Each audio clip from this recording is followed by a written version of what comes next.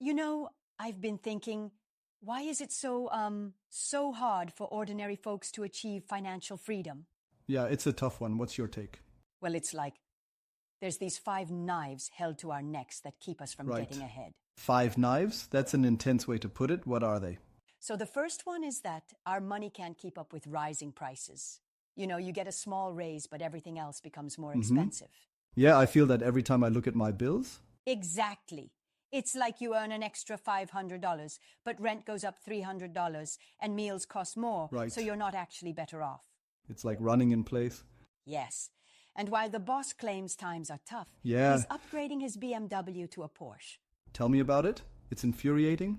The second knife is that the harder we work, the deeper we fall into debt. Credit cards and loans are like leeches draining our finances. Yeah, it's a slippery slope. Right. We work long hours, but a big chunk goes to paying off last month's debts, leaving Exactly. little for ourselves. And saving becomes impossible. Exactly. It's a vicious cycle. But couldn't we break that cycle with better budgeting? Well, perhaps, but then there's the third knife. Opaque access to money-making information. The wealthy have insider tips that we Right. just don't have. But with the internet, isn't information more accessible now? You'd think so, but the real lucrative info, the kind that tells you which stocks will soar, is still behind closed doors, and we're left out. So we're playing catch up? Exactly. We get generic advice while the real moneymakers stay ahead. It's discouraging. The fourth knife is the devastating cost of failure. If we take a risk and fail, we're ruined, but the wealthy can absorb Yeah. losses. They have safety nets, we don't. Right. It's like they can afford to lose, but we can't, so the stakes Exactly. are higher for us. Makes sense. And the fifth knife is consumerism. It digs a hole faster than we can fill it.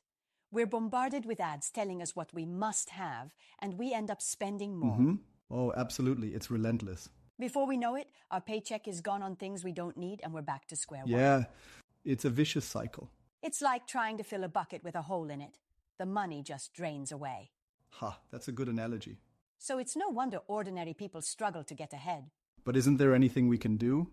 Well, I think we need to be realistic. Financial freedom, as it's sold to us, Right. is a bit of a myth for most people. That's a harsh reality. Maybe, but perhaps we should focus on practical steps. First, stop equating hard work with guaranteed success Yeah. and start working smarter. Agreed. Second, let go of the illusion of easy money. There are no shortcuts to wealth. Exactly. If it sounds too good to be true, it probably is. And third, knowledge comes from practice. We should focus on mastering practical skills in our current Right. field rather than chasing trends.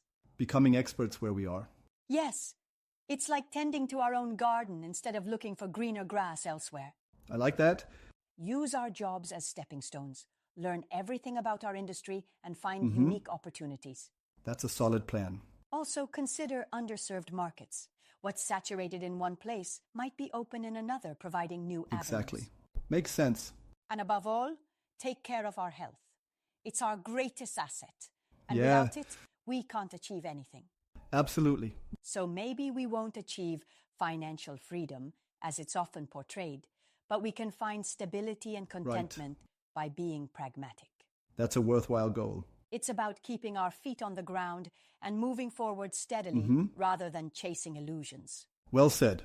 Progress, not perfection. Exactly. So perhaps the real way forward is to focus on what we can control and make the Yeah. best of it. Couldn't agree more.